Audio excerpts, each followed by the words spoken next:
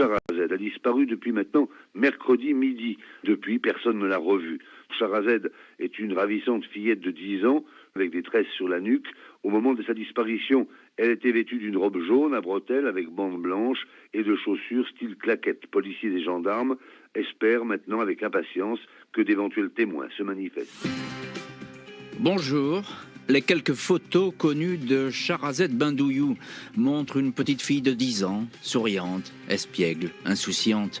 Un visage qui s'est brutalement effacé à l'été 1987 au pied de son immeuble à Bourgoin-Jallieu, dans l'Isère, un scénario aux allures de déjà-vu. La petite fille s'est volatilisée alors qu'elle jouait seule sous les fenêtres de son appartement. Sa famille ne va plus jamais avoir aucune nouvelle d'elle. À l'époque, les parents de Shahrazed sont perdus, aucune connaissance du monde judiciaire, ils n'ont même pas d'avocat. Ils ignorent tout du travail effectué par les enquêteurs, ils ne seront pas avertis de la clôture discrète des investigations. Face au silence, à l'immobilisme et parfois à l'indifférence, c'est la grande sœur de la disparue, Férouz Bindouyou, qui va remuer ciel et terre pour que l'affaire ne soit pas oubliée. Après toutes ces années, celle-ci va rejoindre le pôle des cold cases. Va-t-on enfin savoir quelles mains ont emporté la petite fille? Que renferme vraiment le dossier d'enquête? Question posée aujourd'hui à nos invités. 14h30, 15h30. L'heure du crime sur RTL. Dans l'heure du crime aujourd'hui, la disparition à l'été 1987 dans l'Isère de Shahrazed Bindouyou. Cette écolière sage, tout juste âgée de 10 ans, s'est volatilisée sous les fenêtres de son appartement, enlevée par un inconnu en une poignée de minutes. Ce mercredi 8 juillet 1987, autour de 13h, Shahrazed Bindouyou, 10 ans, et sa grande sœur Férouz, 11 ans, sont chez elle, immeuble Les Tilleuls, quartier Champfleury, au nord de Bourgoin-Jallieu, entre Grenoble et Lyon. Les deux petites filles inséparables sont en vacances d'été, passant leur journée à s'amuser avec des amis de leur âge. Fatima, la maman, demande à Férouz de descendre un vieux carton à la poubelle jusqu'au local du rez-de-chaussée. Mais elle est bien trop occupée à regarder la télé, pas question de rater Croque-Vacances, l'émission destinée aux enfants. Shahrazed se charge donc du carton. La fillette qui porte une petite robe jaune va en profiter pour aller jouer devant l'immeuble. C'est la première fois qu'elle sort seule. À l'extérieur, la chaleur est étouffante, les minutes s'égrènent sans qu'on se soucie de Shahrazed. Tout le monde pense qu'elle est avec des copines. Une demi-heure plus tard, le tonnerre qui gronde et le gros orage qui éclate sur Bourgoin-Jallieu suscitent tout de suite l'inquiétude de la maman. Il tombe des trombes d'eau et la cadette n'est pas remontée. Peut-être s'est-elle mise à l'abri. La mère de famille est la première à aller vérifier, rejointe par son mari et par Férouz. Aucune trace de Shahrazed. La famille frappe à toutes les portes, alerte les voisins, les habitants de la cité inspectent les caves. La disparue ne s'y cache pas. Les proches marchent jusqu'à la piscine, un chemin que Shahrazed pourrait avoir emprunté, mais personne ne l'a vu ici. À l'époque, la famille Bindouyou, qui compte au total 11 enfants, n'a pas le téléphone. À 18h, l'un des grands frères et une sœur de Shahrazed se rendent dans une cabine publique pour donner l'alerte. L'officier de permanence pense sur le moment à une mauvaise plaisanterie. Il a même cette réponse: faut arrêter de jouer avec le téléphone. Presque tous les hommes disponibles ce soir-là au commissariat de Bourgoin se retrouvent dans le quartier Champfleury. Les recherches commencent dans toutes les directions. Des caves, des garages, des parkings, des bosquets sont explorés. Les fonctionnaires font le tour des HLM et des cages d'escalier avec la photo de Shahrazed en main. Les policiers n'excluent pas une fugue. La fillette aurait très bien pu décider sur un coup de tête d'aller chez une copine. Jeudi 9 juillet, un chien pisteur des sapeurs-pompiers de l'Isère est conduit sur place, rejoint par deux autres de la brigade canine de Lyon. Recherche vaine. Un hélicoptère survole le secteur, une voiture de police circule dans les rues de Bourgoin-Jallieu pour donner en français et en arabe, avec un haut-parleur, le signalement de la disparue. Vendredi 10 juillet, une battue est programmée dès 8h du matin dans les bois voisins de Charbonnières et une zone marécageuse. Shahrazed reste invisible. Je me disais que quand on la retrouverait, je lui passerais un savon, mais le mauvais rêve a continué, confiera la sœur aînée. Les parents de la petite fille, un couple d'Algériens qui ne parlent que quelques mots de français, apparaît tout à la fois bouleversé et perdu. El Hadj Bendouyou et son épouse Fatima ne comprennent pas ce qui se passe. Le papa se rend tous les jours à la gendarmerie pour avoir des nouvelles. On ne peut pas lui en donner.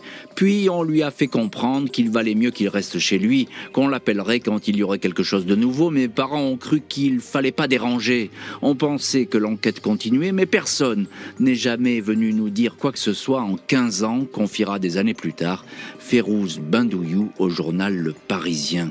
Aucun indice déterminant, les Bendouyou n'ont d'autre choix que de se refermer sur leur chagrin, animés par l'espoir que leur fille réapparaisse. 2 mois après la disparition, le père et la mère avaient acheté un cartable et des fournitures pour la rentrée scolaire de Charazed, au cas où celle-ci reviendrait, comme par miracle, à l'appartement des tilleuls. Mais Charazed ne va pas revenir à l'appartement des tilleuls. On le sait aujourd'hui, évidemment, la petite Charazed n'est pas rentrée chez elle. L'a-t-on suffisamment cherché à l'époque? A-t-on pris en compte, comme il se devait, tous les témoignages? Quelles pistes ont pu surgir? Je vous propose de voir tout cela au fil des chapitres de l'heure du crime. Pour l'heure, on revient au jour de la disparition, ce mercredi, par une grosse chaleur et puis cet orage qui va éclater ce mercredi de l'été 1987. Bonjour Férouz Bendouyou. Bonjour à tous. Merci infiniment d'avoir accepté l'invitation de l'heure du crime et d'être aujourd'hui au téléphone avec vous. Vous êtes président de l'association N'oubliez pas Charazed que vous avez créée en 2008 et on est heureux de vous avoir Férouz Bendouyou parce que c'est sans doute grâce à vous qu'aujourd'hui cette enquête est toujours ouverte et qu'elle a finalement tenu la route après bien des mauvaises passes. On va en parler évidemment au fil de l'heure du crime. Ma première question Férouz, elle est toute simple. Quel souvenir vous avez de cette journée qui ne s'est jamais effacée, dont aucune seconde ne s'est effacée dans votre esprit? Comment dire? C'est une journée qui est sans fin. 35 ans après, on n'en voit toujours pas la fin. Donc c'est terrible. C'est une journée qui reste gravée, quoi. On est gelé en fait sur cette date-là, quoi. Quand vous commencez les recherches, Férouz, vous vous dites on va la trouver, ma sœur. C'est pas possible, elle est bien quelque part. Là, c'est inimaginable qu'elle ait disparu comme ça. Non, mais en fait, ce qu'il faut se mettre en tête, c'est que c'était un quartier qui était principalement pédestre. Donc en fait, un enfant pouvait très bien rester 20 minutes plus loin avec un camarade, jouer. Il y avait des bacs à sable, il y avait un terrain de foot, il y avait vraiment de quoi faire. Donc à aucun moment, en fait, on ne pense à ce qui s'est passé par la suite. Moi, quand ma mère, elle me prend par le bras, elle me dit viens, on va commencer à chercher, on commence à faire le tour des immeubles et on commence à aller en direction de la piscine, et que je voyais ces fameuses gouttes de pluie, parce que ça s'était réellement calmé, il y avait vraiment une énorme averse, et que je lui dis mais moi je suis hyper agacée parce qu'elle m'empêche d'aller jouer de mon côté, et du coup je suis là obligée d'aller la chercher. Et en fait je disais à ma mère mais bon sang, mais si jamais je la retrouve là, franchement elle va se prendre une calotte, parce que c'était c'est des phrases de gamin, quoi. Pour moi, c'était on allait la retrouver, elle s'oubliait avec des amis, et puis voilà, quand elle a oublié de revenir. Il y avait pas du tout de tout ce qu'on a pu attendre après toutes ces années. Vraiment, c'était... Bien sûr. Elle était censée revenir, quoi. On comprend pas. Alors, vous avez 11 ans à l'époque, vous êtes toute petite, évidemment, vous ne réalisez sans doute pas ce qui est en train de se passer, il vous faudra des années pour comprendre. Vous avez le sentiment aujourd'hui, avec le recul évidemment, que au tout début, les recherches, c'était peut-être pas tout à fait ça, on n'a pas vraiment pris l'affaire au sérieux? Alors, au début, comme je l'expliquais, ça arrivait à n'importe quel enfant de s'attarder avec des amis. Donc, à aucun moment, on peut penser à une disparition. On pense plus à un accident. On s'est dit, elle est coincée quelque part. Parce que quand la première heure de recherche commence à se faire, on commence à dire, elle est coincée quelque part, elle s'est tordue la cheville, elle est bloquée quelque part, elle s'est cassée la figure. Donc, on a commencé à chercher un peu partout. Mais avec le recul et les années qui sont passées, le temps qu'a mis le commissariat de Bourgoin-Jallieu à intervenir, ça semble surréaliste en fait. Ouais, c'est ça. Tous les éléments qui ont suivi les quelques jours, parce qu'on tout et pour tout, l'enquête elle a duré même pas un mois. Même pas un mois. Je vous le dis sincèrement. Oui, parce que vous connaissez bien le dossier, vous avez vu ça, mais ça, vous allez le voir évidemment au fil des années. Ce dossier, il va apparaître devant vos yeux. Bonjour Jacques Dallest. Bonjour Jean-Alphonse. Merci infiniment d'être vous aussi au téléphone de l'heure du crime. Vous êtes ancien procureur de Grenoble. Alors je précise qu'à l'époque des faits, vous n'êtes pas en poste évidemment dans cette affaire. Vous ne l'avez pas traité, mais vous êtes auteur du livre Cold Case, un magistrat enquête qui est paru aux éditions Mareuil. Vous connaissez bien cette problématique des disparitions. J'ai envie, une question très simple, Jacques Dallès. Les premières heures, elles sont capitales. Est-ce que vous pouvez nous dire pourquoi? Et c'est là que presque tout se joue dans une disparition. Oui, bien sûr, parce que surtout s'agissant de disparition d'enfants en bas âge, on peut être forcément inquiet. Le problème, c'est que on ne sait pas de quel type de disparition il s'agit. Est-ce que c'est effectivement une fugue, un accident, autre chose, l'enfant qui ne revient pas parce qu'il est chez une copine ou un copain? Ce n'est qu'évidemment au fil du temps, des heures, voire des jours, que les choses s'aggravent. Sauf dans des cas très très particuliers. Je pense à la disparition de la petite Maëlys, où là on pouvait vraiment être immédiatement inquiet. Il y a forcément un retard à l'allumage, et surtout nous sommes dans les années 90, 85, 90, 87 exactement, où il n'y avait pas forcément une prise de conscience immédiate chez les services d'enquête du danger de cette situation. Et j'ajoute à ça, Jacques Dallès, qu'à l'époque il n'y a pas de téléphone portable, il n'y a pas de vidéosurveillance, etc., etc. Donc voilà, le temps compte double presque. Oui, on est dans une situation technologique qui n'est pas celle d'aujourd'hui. On ne connaissait pas l'ADN aussi, tout ce genre de choses qui peut permettre aussi d'orienter une enquête. Mais il y a surtout, au début, on ne pense pas forcément à la situation la pire, enfin à l'hypothèse la plus grave. Et c'est tout le problème. C'est après coup qu'on s'aperçoit qu'on n'a peut-être pas fait ce qu'il fallait faire, mais on ne le saura qu'après coup, malheureusement. C'est ça, effectivement, la lucidité, elle n'apparaîtra qu'avec du recul. Bonjour, maître Corinne Herman. Bonjour Jean-Alphonse. Merci infiniment vous aussi d'être avec nous dans l'heure du crime. Vous êtes l'avocate de Férouz Bendouillou, qui est l'une de nos invitées. On vient de l'entendre dans cette heure du crime. Je le disais, les parents de Shahrazed à l'époque, ils sont complètement perdus.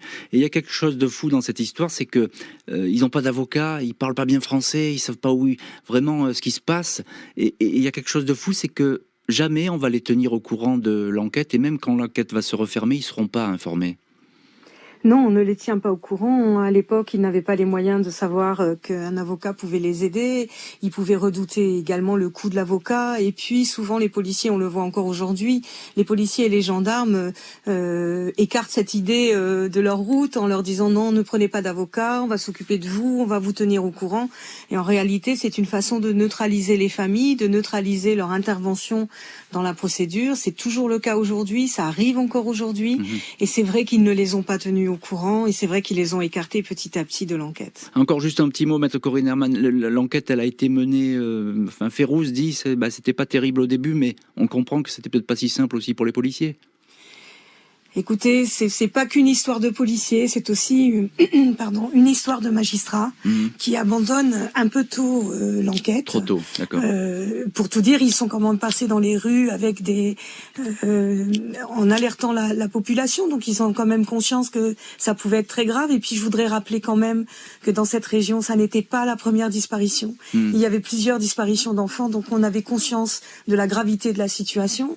Et je dirais, ça n'est pas que les policiers et les enquêteurs, il y a aussi des magistrats derrière. Je comprends bien, on va en parler de ces disparitions. Des témoignages ne semblent pas avoir été pris en compte dans tous les cas de figure dans cette affaire. Après plusieurs jours de recherches intensives, les investigations semblent marquer le pas autour des HLM du quartier Champfleury. La presse locale a fait état de la disparition de Shahrazed, publiant sa photo. Une seule télévision, France 3, qui était en déplacement dans le coin pour des inondations, évoque l'affaire. Le silence retombe, même si les policiers continuent à recueillir des témoignages de riverains. Un habitant de Bourgoin, René L., certifie avoir vu mercredi vers 15h30 deux gamines, dont l'une vêtue d'une robe jaune ou orange, traverser la dalle en direction des Hêtres, l'immeuble voisin des Tilleuls. Il s'en souvient car il se demandait ce que faisaient ses enfants sous une pluie battante. René L. va être réentendu à plusieurs reprises, maintenir ses déclarations sans pouvoir toutefois formellement identifier Shahrazed. Deux sœurs étudiantes, Marie-Joseph et Bernadette V, assurent avoir vu, elle, la fillette qui s'approchait d'une voiture, une Renault 5 bleu marine. Angélique, copine de Shahrazed, raconte que quelques semaines avant la disparition, fin mai, début juin, elle se trouvait près du magasin Gentil avec une autre écolière, Céline, quand un homme a R5 bleue les a invités à monter à bord. Elles ont déguerpi. La R5 bleue n'est pas identifiée. Quant au père de la disparue, El Hadj Bandouyou, il affirme qu'un camping-car de couleur claire stationné devant l'immeuble Les Tilleuls, véhicule décrit aussi par d'autres témoins, un fourgon, lui non plus, jamais identifié. Les policiers font le tour des délinquants criminels sexuels qui auraient pu se trouver à Bourgoin-Jallieu le 8 juillet 1987. Près d'une dizaine d'hommes sont interpellés, placés en garde à vue. Parmi eux figure un enseignant du groupe scolaire Jean Rostand où sont scolarisés Sharazed et sa sœur Férouz. L'homme a fait l'objet de plaintes, des attouchements sur des fillettes. Il reconnaît les faits, mais précise avoir toujours agi à l'intérieur du bâtiment scolaire. Il ne s'en est jamais pris à la petite Bandouyou. Son emploi du temps le disculpe. Le 3 octobre 88, les enquêteurs interrogent un homme, Marcel J, qui travaille à Lyon, récemment placé sous contrôle judiciaire pour agression sexuelle sur une mineure. Il a bien du mal à fournir un alibi digne de ce nom. Il est toutefois mis hors de cause. Très curieusement, ce même individu sera anonymement désigné 17 ans plus tard lors d'une émission télé consacrée à l'affaire. À cette époque, Marcel J venait de décéder.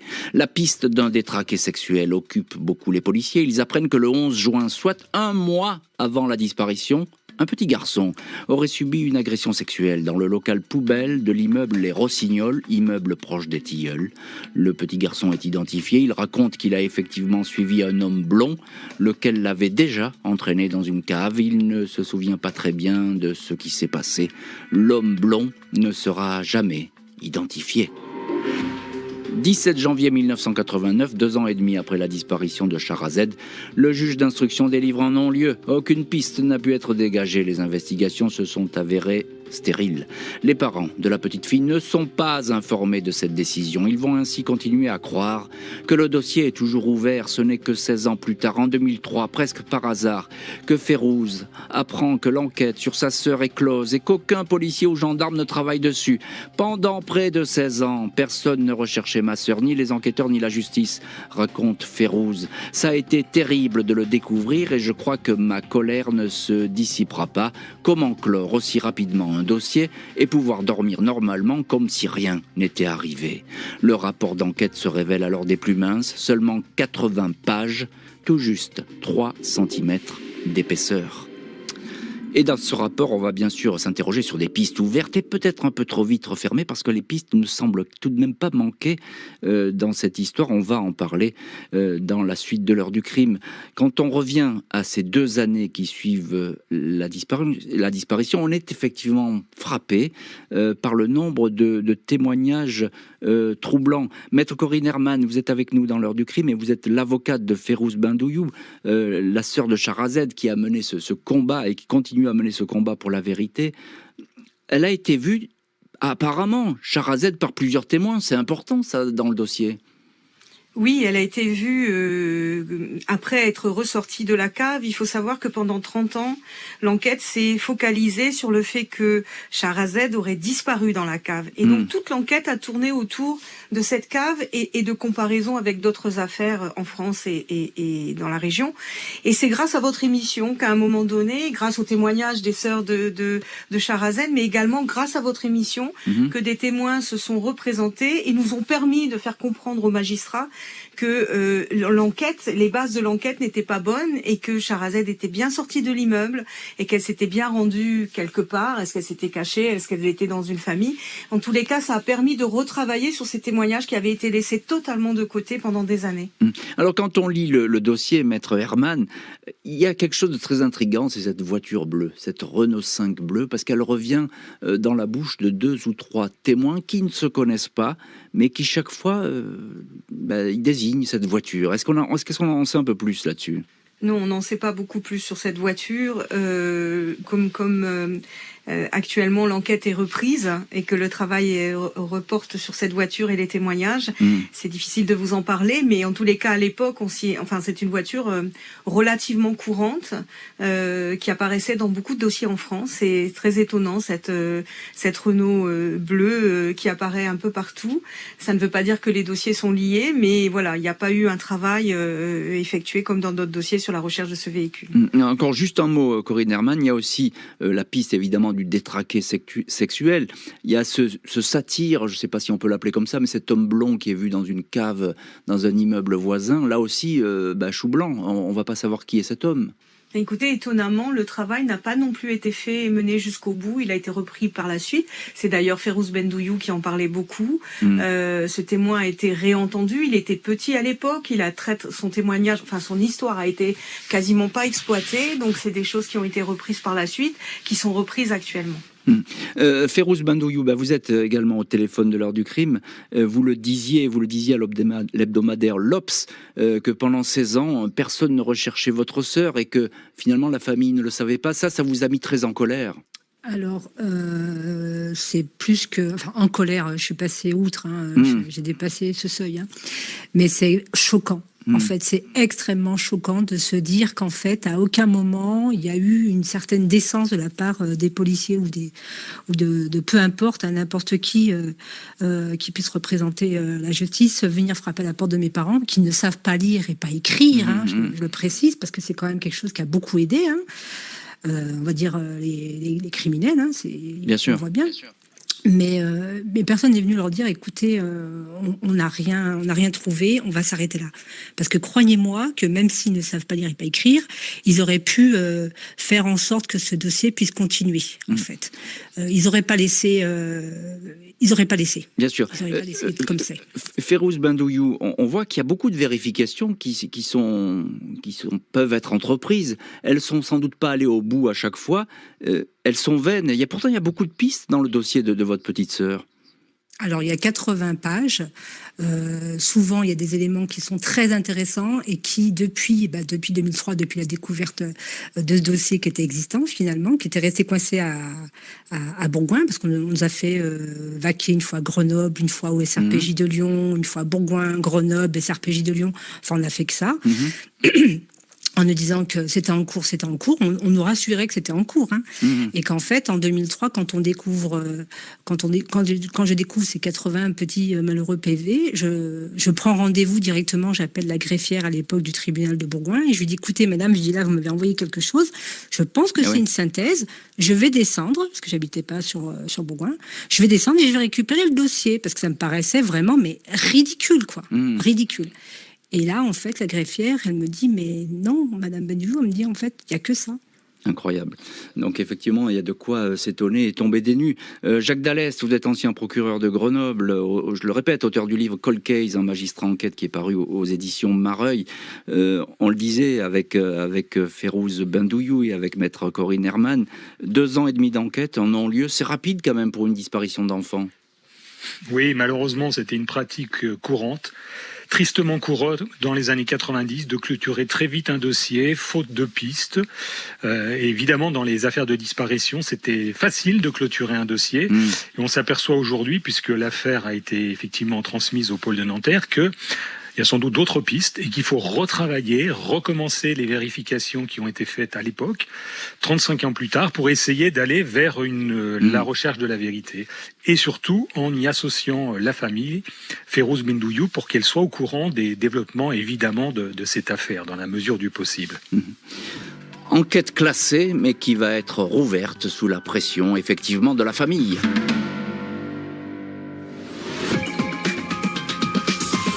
Il y a 20 ans, la science criminologique n'était pas du tout ce qu'elle est maintenant.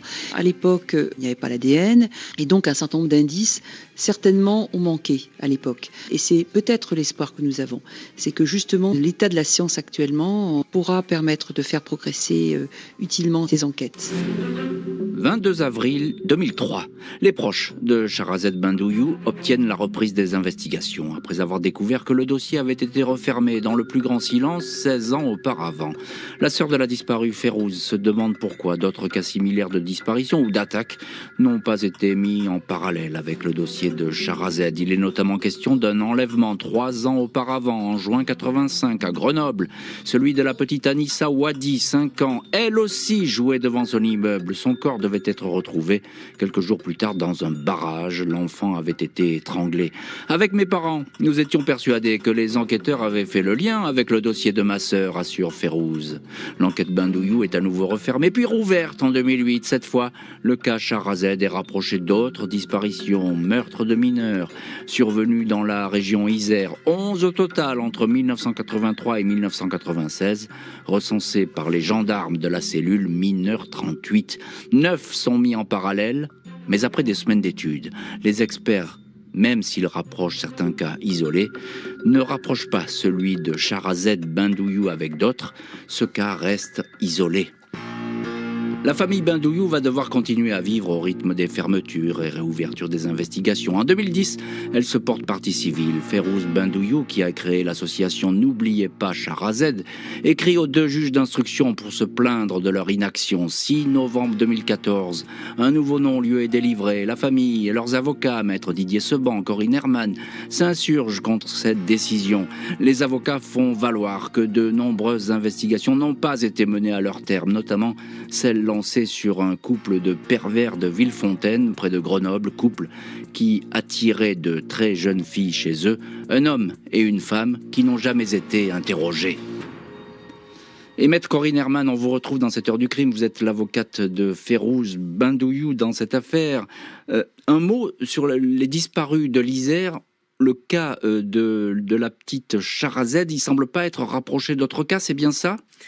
En fait, non. En termes de justice, ces cas n'ont pas été rapprochés les uns avec les autres. C'est la presse qui l'a fait et qui l'a fait assez rapidement. Mais en termes de justice, les dossiers ont été souvent travaillés par des tribunaux différents, par des magistrats différents, qui n'ont pas rapproché, même en ayant la connaissance de tous ces cas, qui n'ont pas jugé utile de les travailler en rapprochement. Des vérifications, vous le disiez à l'époque, et sans doute vous avez un petit peu le même raisonnement aujourd'hui.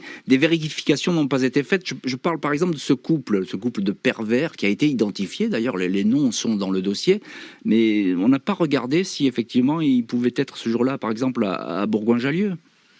Alors c'est une autre histoire, ce couple, et ça concerne un autre dossier, et c'est des personnes qui ont été condamnées pour des agressions sexuelles sur des mineurs, mais voilà, après ça touche l'enquête actuelle, l'enquête qui a été menée et qui est menée actuellement par le pôle, puisque l'idée ça a été de regrouper tous ces dossiers dans les mains des mêmes magistrats, avec les mêmes enquêteurs, donc ça fait partie de pistes qui apparaissaient dans les dossiers, mais qui apparaissaient pas forcément dans le dossier de Sharazed. D'accord, mais ce sont des pistes qui ne sont pas perdues, même je comprends bien que vous vouliez pas aller plus loin et que effectivement vous voulez pas gêner les investigations en cours. Ça, je le comprends tout à fait, non. Mais ça peut être encore vérifié, c'est ça que je veux dire.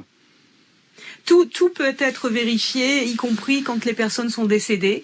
Il y a de nombreux dossiers où on a des auteurs qui sont décédés en matière de cold case. Quand on a des vieux dossiers, on a parfois des auteurs qui sont décédés. Mais néanmoins, la réponse est essentielle pour la famille, elle est essentielle pour la justice, elle est essentielle pour la société. Donc on peut encore vérifier beaucoup de choses. Vous savez, à l'époque, dans les années 80, on avait tout. On avait des plaques d'immatriculation, on avait des articles sur lesquels on pouvait repartir. On peut tracer la carrière des personnes, on peut retrouver pas mal d'éléments. Férouz Bindouillou, pardon, vous êtes la sœur de Sharazed Bindouillou, et vous vous êtes battue sans arrêt pour que le dossier puisse rester ouvert. Ça n'a pas été simple parce qu'il y a 2 non-lieux, je crois, qui ont frappé cette affaire. Pour mon côté, ça a été très très simple. C'est plus du côté de la justice que c'est compliqué de se mettre en route, en fait, de se mettre en chemin de la vérité. C'est ce qui a été le plus épuisant pendant toutes ces années, c'est cette bataille pour essayer de faire en sorte que les mentalités changent et qu'on puisse regarder en face ce qui a été fait à l'époque, c'était il y a quelques années. Et je vois qu'en fait, aujourd'hui, ça progresse un peu grâce au pôle cold case, mais ça a été très long, quoi. Jacques Dallest, vous êtes ancien procureur et vous connaissez bien ces affaires de cold case et de disparition. Aujourd'hui, je pense que ça ne serait pas traité de la même manière, le cas de la petite Sharazed Bindouillou. On n'aurait pas refermé aussi vite le dossier, les enquêtes auraient prospéré. Certainement, on aurait déjà immédiatement prélevé des matériaux biologiques pour éventuellement retrouver l'ADN de la petite quelque part. ce qui évidemment est fondamental. On a des outils nouveaux aujourd'hui. On a surtout une motivation, une conviction, et aussi les enquêteurs pour traiter avec soin ces affaires de disparition, même si malheureusement il peut toujours y avoir ce fameux retard au départ. Mais en tout cas, il y a ce dispositif très très très utile qui est mis en place.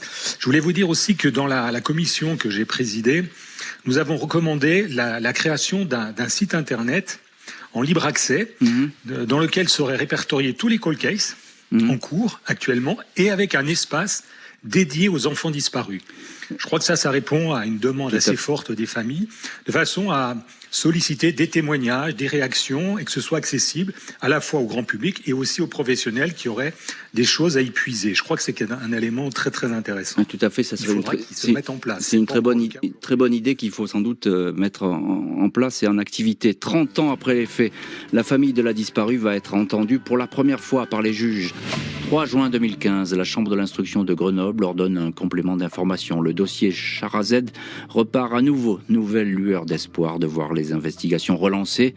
Toute une série de vérifications vont devoir être conduites sur des personnes apparues dans le dossier, des délinquants, des criminels sexuels. Les avocats de la famille Bendouyou se battent pour qu'un appel à témoins très étoffé soit lancé par les autorités judiciaires. Il s'agit notamment de diffuser un portrait de l'enfant portant des lunettes, ce qui n'a jamais été fait jusque-là, et un autre portrait la montrant vieillie.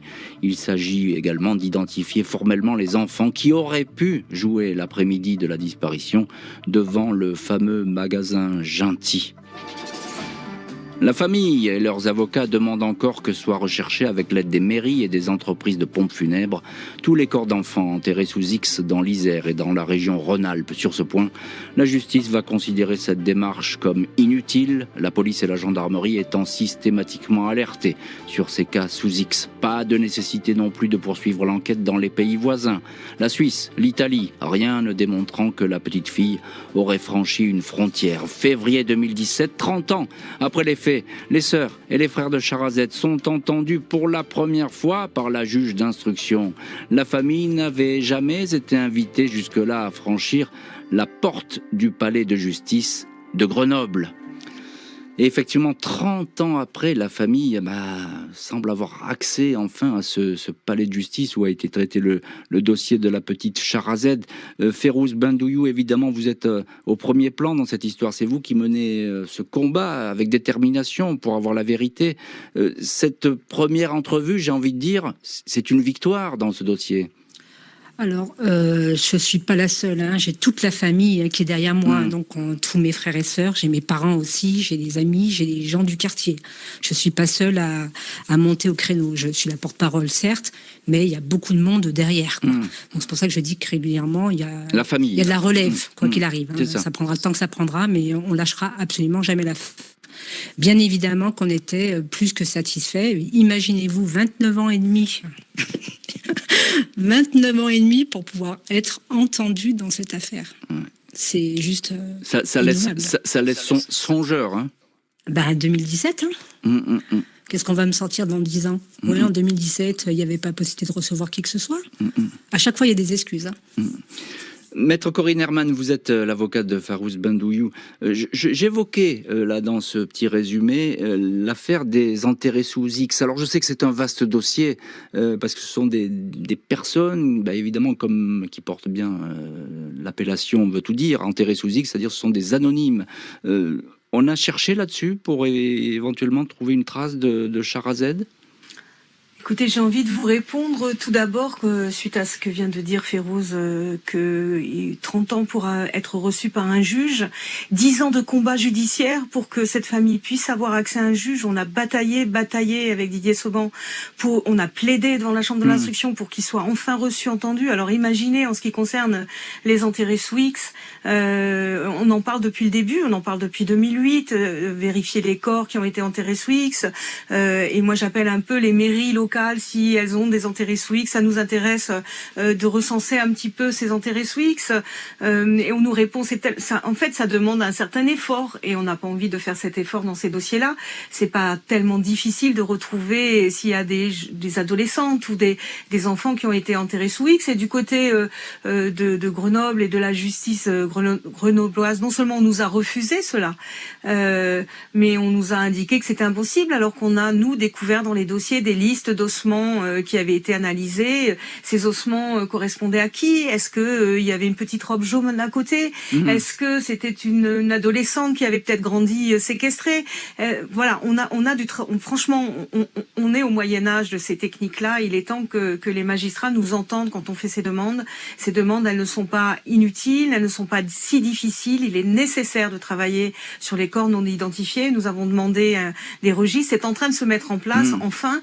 Mais il faut que vous sachiez que les juges nous ont refusé ces investigations-là.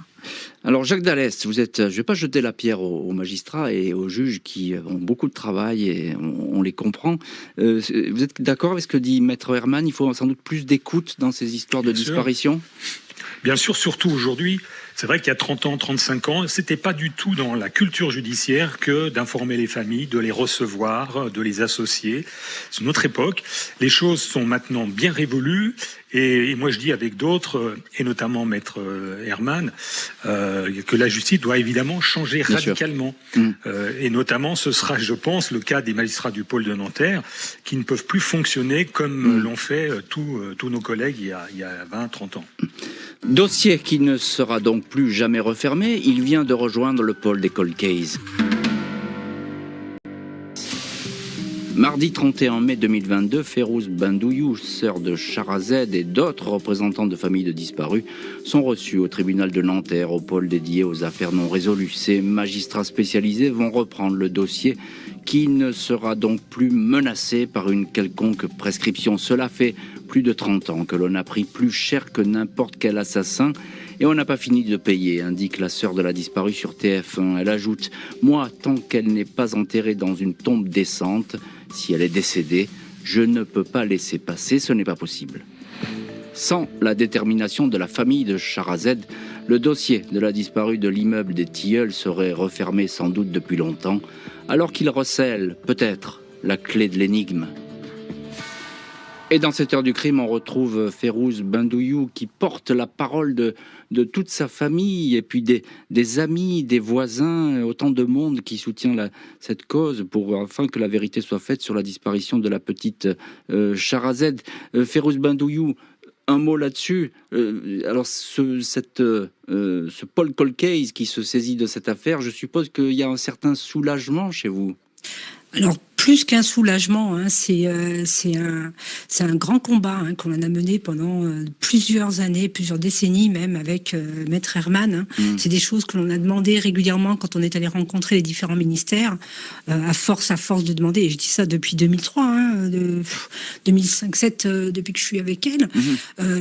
Oui, c'était pour nous le seul moyen de faire en sorte que ces affaires puissent enfin être résolues, parce que on voit le système actuel judiciaire ne va pas en adéquation avec ce type d'affaires. En fait, ce sont des affaires qui nécessitent des spécialités, qui nécessitent des experts et des enquêteurs lambda. J'ai rien contre eux, c'est normal, mais c'est pas possible en fait. On voit bien que c'est très particulier, c'est très ancien et il est hors de question qu'on passe après.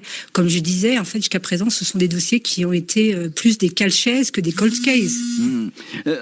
Encore une fois, Maître Herman, vous êtes l'avocat de Férouz Bendouyou et vous êtes également notre invité dans l'heure du crime. J'ai envie de dire encore une fois, le dossier, il est longtemps resté inerte, ce dossier. Il est immobile presque, mais il n'est pas vide. C'est important tout de même dans cette affaire. Alors oui, il n'est pas vide. Beaucoup de choses ont été rajoutées au fil des communications de la famille. Il y a des éléments, des témoignages qui sont venus. Il n'est pas vide, il est resté inerte 20 ans. Et depuis 10 ans, il était quasi à l'arrêt aussi, parce que on se bataillait beaucoup plus pour faire entendre la nécessité de reprendre ces recherches, d'explorer des pistes, des témoignages qu'on avait. C'était vraiment, j'ai envie de dire, un mot un peu plus vulgaire, mais c'était la galère, et c'est une galère qu'on partage avec nos clients. Et il faut savoir quand même que c'est Férouz Bendouyou qui a relancé son dossier en 2003, ça a rouvert toute une série de dossiers en France, et surtout ça a rouvert et permis de rouvrir parce qu'elle a réuni les familles d'autres affaires dans l'Isère, comme Grégory Dubrul, comme l'affaire Anissa Wadi, comme l'affaire Bouaillé, comme l'affaire Janvier. Elle est à l'origine, avec son association et son action pour rechercher sa sœur, de la réouverture de ces dossiers. Et pourquoi ? Parce qu'il n'y a pas que les pistes dans son dossier, il y a parfois la bonne piste dans le dossier d'à côté. Oui, et c'est pour ça que ces dossiers sont devenus les disparus de l'Isère. Voilà. Et c'est ce qu'on espère. On espère que ce sera repris ensemble, justement. Et vous avez bien raison, Maître Herman, de souligner cette espèce de cousinage entre certains dossiers avec des similarités. Parfois, on n'y fait pas attention, puis effectivement, après, ensuite, on trouve qu'il y a un fil qui relie certaines affaires. En quelques mots, Jacques Dallest, qu'est-ce qui peut faire ? Vous êtes ancien procureur de Grenoble, je le signale et je rappelle votre livre, Cold Case en magistrat enquête, qui est paru aux éditions Mareuil. En quelques mots, que peut faire le pôle ? Ils vont tout reprendre à zéro, c'est ça ? Nous, on a tout fait au parquet général de Grenoble pour, d'une part, les investigations se poursuivent localement, mais ensuite, une fois que le pôle a été créé, que ces affaires soient transmises à Nanterre. Il y a 5 affaires ce qu'on appelait les disparus de l'Isère qui sont maintenant au pôle de Nanterre pour évidemment essayer de faire des liens, des liaisons entre les dossiers. Ce sont des magistrats spécialisés, ce que ne sont pas les magistrats grenoblois dont tout le temps et toute la technique est dirigé vers l'élucidation de ces affaires difficiles. Donc il faut rester optimiste et nous devons ça à la famille de Shahrazed Bendouyou, bien évidemment. Et la famille de Shahrazed Bendouyou, elle est là avec nous aujourd'hui à travers Férouz, la grande sœur, j'ai envie de dire comme ça, de Shahrazed. Il faut bien le préciser, Férouz Bendouyou, et vous pouvez le faire aujourd'hui sur notre antenne. Même c'est un témoignage, même des années après, comme ça peut toujours apporter quelque chose à un dossier. Donc, si des personnes ont vu quelque chose ou se souviennent de quelque chose, c'est peut-être le moment de se manifester, même des années après. Tout à fait. On a créé l'association pour ça. Vous pouvez nous joindre sur les différents réseaux. On a un site internet, on est sur Instagram, sur d'autres réseaux sociaux. N'hésitez pas à nous faire remonter des informations. N'hésitez pas à le refaire parce que malheureusement, pour ce qui s'est passé ces quelques années, il y a pas mal de témoignages que l'on a transmis à l'époque quand c'était Grenoble qui s'en occupait, et qui n'ont pas donné suite. Du coup, je réinvite ces personnes-là à revenir faire leurs témoignages et qui seront traités à leur juste mesure par le pôle Cold Case. Et tout ça, évidemment, c'est pour Shahrazed, c'est pour votre petite sœur, que vous avez vu disparaître presque sous vos yeux. Alors, je ne l'ai pas vue, malheureusement, sinon on n'en serait pas là. Si j'avais vu quoi que ce soit, croyez-moi que ça ne se serait pas passé comme ça. Donc, c'est pour non, mais c'est sûr que pour Shahrazed et pour les autres dossiers, parce qu'on sait très bien que grâce à ces témoignages, on peut faire des liens entre les affaires les unes et les autres. En fait, ce qui est très étrange dans toutes ces affaires, c'est que tout à l'heure, vous avez utilisé un mot qui était très joli, cousinade, par rapport à cousinage. Par rapport à toutes nos affaires, mais il existe cette même sorte de cousinage entre les pervers et tous les criminels. C'est quelque chose qui est assez flagrant quand on traite à peu près tous ces dossiers. Ce genre de dossier. Merci infiniment, Férouz Bendouyou, Jacques Dallest et Maître Corinne Herman d'avoir été les invités de l'heure du crime. Merci à l'équipe de l'émission, Justine Vignot, Marie Bossard à la préparation, Boris Pirédu à la réalisation.